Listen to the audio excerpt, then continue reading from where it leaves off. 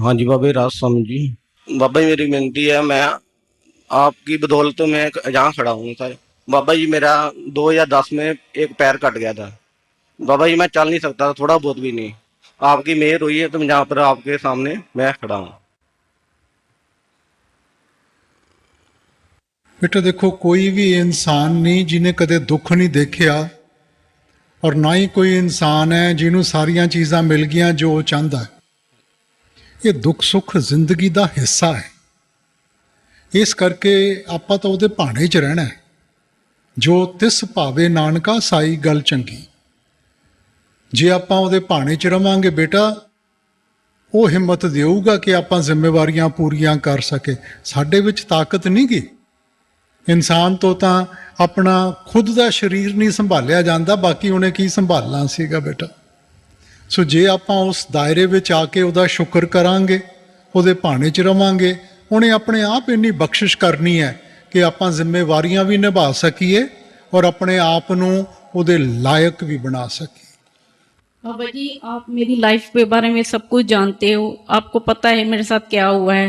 फिर भी मेरे पेरेंट्स चाहते हैं कि मैं दोबारा एक बार अपने बारे में सोचूं। बेटा अगर आप देखेंगे ना कि ये जो हवाई जहाज उड़ाते हैं एयरफोर्स वाले, अगर उनका किसी का एक्सीडेंट हो जाता है ना, कि मन में डर ना बैठ जाए, एकदम उसको दूसरे हवाई जहाज में बिठाकर उसको कहेंगे उड़ान भर। अब बेटा ज़िंदगी में बहुत उतार चढ़ाव आएंगे, मगर हर एक उतार चढ़ाव को लेकर हम डर के बैठ जाएं तो ज़िंदगी गुजारी नहीं जाएगी बेटा। माँ बाप जो भी सोचते हैं आपकी बेहतरी के लिए सोचते हैं। बाबा जी मैं फिर भी चाहती हूँ कि मुझे अपने आप पे भी भरोसा नहीं है, फिर भी मैं एक बार ये चाहती हूँ कि आप जो कहोगे मैं वही करूँगी, जो आपको सही लगेगा मैं वही करूँगी। नहीं बेटा, मेरे लिए तो सभी अच्छे हैं, मैं किसी को थोड़ी बुरा कहूँगा बेटा। ये तो बेटा इंसान सभी अच्छे हैं, सिर्फ फर्क ये है कि जब मालिक हमें इकट्ठा करता है, किसी की एक सोच है, दूसरे की दूसरी सोच है, इसीलिए हम इन गिले शिकवों में पड़ जाते हैं। सो इसलिए मैं नहीं किसी की परख कर सकता बेटा। सो आप नतीजा तो आपको भुगतना पड़ेगा, इसलिए आपने देखना है। मगर जो माँ बाप कहते हैं उसके ऊपर ध्यान ज़रूर दें, क्योंकि ज़िंदगी अकेले गुजारना बहुत मुश्किल हो जाती है। बाबा जी मेरा सवाल है, जो हम लंगर बनाते हैं और लकड़ उसमें डालते हैं तो उसमें घुन लग जाता है। क्या बनाते हैं? जो अपना दीमक जिसको बोलते जी, हैं, जी। दीमक लग जाती है और वो लकड़ हम जलाते हैं, जी तो उसका भार जलाने वाले पे चढ़ता है या खाने वाले पे भी चढ़ता है? सभी पे। है जी, सभी पे चढ़े ना। हाँ बेटा देखो, कर्म तो जो सांस भी आप ले रहे हैं ना, हाँ जी, उससे भी बनेगा। अच्छा जी। क्योंकि वातावरण में भी कई छोटे छोटे कीड़े होते हैं जो आपको दिखाई भी नहीं देते। हाँ जी। सो बेटा कर्म तो हर एक चीज से बनता है, मगर कुछ ऐसे कर्म हैं जो हम अपनी जिंदगी में अच्छे बर्ताव से, सेवा से हम पूरे कर सकते हैं, और कोई ऐसे कर्म हैं जिनके लिए वापस भी आना पड़ सकता है। तो जानकर आप कोई गलत काम मत करें। मगर अब कोई कहे कि जी घर में चूहे आ गए हैं तो मैं अगर इनको पकड़ के बाहर फेंकूंगा तो मेरे पे कर्म पड़ेंगे कि नहीं पड़ेंगे? अगर उसके ऊपर आपने दया कर दी, कल को बीमारी हो गई तो फिर भुगतना तो पड़ेगा ना। बाबा जी दिवाली, दशहरा, होली वगैरह जो त्योहार होते हैं, क्या वो मनाने चाहिए?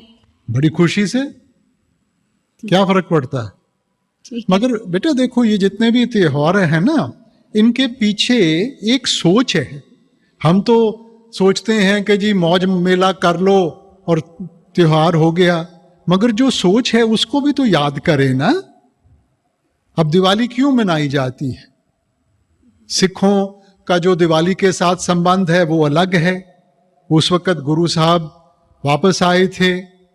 जो हिंदुओं का संबंध है वो अलग है कि राम जी वापस आए थे। ठीक है ना?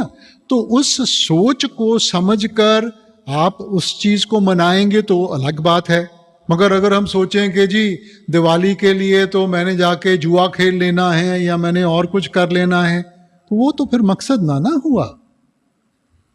बाबा जी मेरा दूसरा क्वेश्चन है कि जो सत्संग के बाद जो प्रसाद मिलता है तो क्या उसका नित नियम बनाना चाहिए कि रोज खाना ही खाना है? वो आपके ऊपर मुनस्सर है, खाएं ना खाएं। ठीक है। बाबा जी नामदान लेने के बाद जिसने संत मत के असूलों को जानबूझकर तोड़ दिया है, क्या वो भजन सिमरन में दोबारा तरक्की कर सकता है? नहीं बेटा, अगर देखो जिंदगी देती है सीखण वास्ते। अगर हम सीखेंगे, हमें एहसास होगा कि हमारे से गलती हो गई, हम उसको पूरा करने की कोशिश करेंगे तो मालिक जरूर बख्शिश करेगा। मगर इंसान ने तो एक आदत सी बना ली है। अब छोटा बच्चा है, गलती करता है, माँ के पास जाता है, माफी मांगता है, माँ कहेगी चल कोई ना, दोबारा मत करना। फिर गलती करता है, फिर माफी मांगता है, माँ कहेगी आदत मत बना ले। फिर गलती करता है, फिर जाता है, तो वो कहेगी जब तक मैं तेरा कान नहीं खींचूंगी तू तो सीखता ही नहीं है। सो प्रॉब्लम आती है बेटा कि इंसान सीखता नहीं। इतिहास क्यों पढ़ाया जाता है?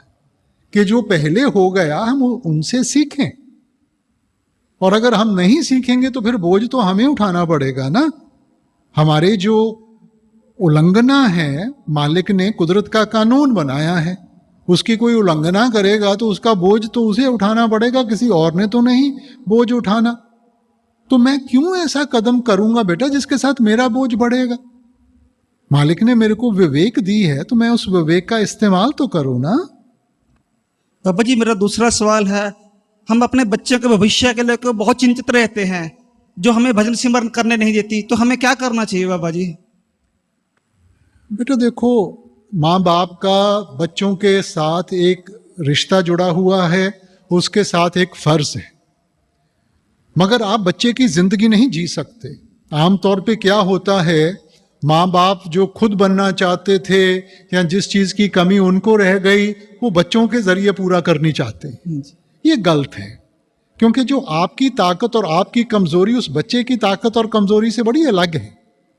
सो माँ बाप की तो इतनी जिम्मेवारी बनती ही है कि वो जितना कर सके बच्चे के लिए करें, ऐसा वातावरण बनाएं कि बच्चा अपने पैरों के ऊपर खड़ा हो और खुद सोचने की क्षमता रखे।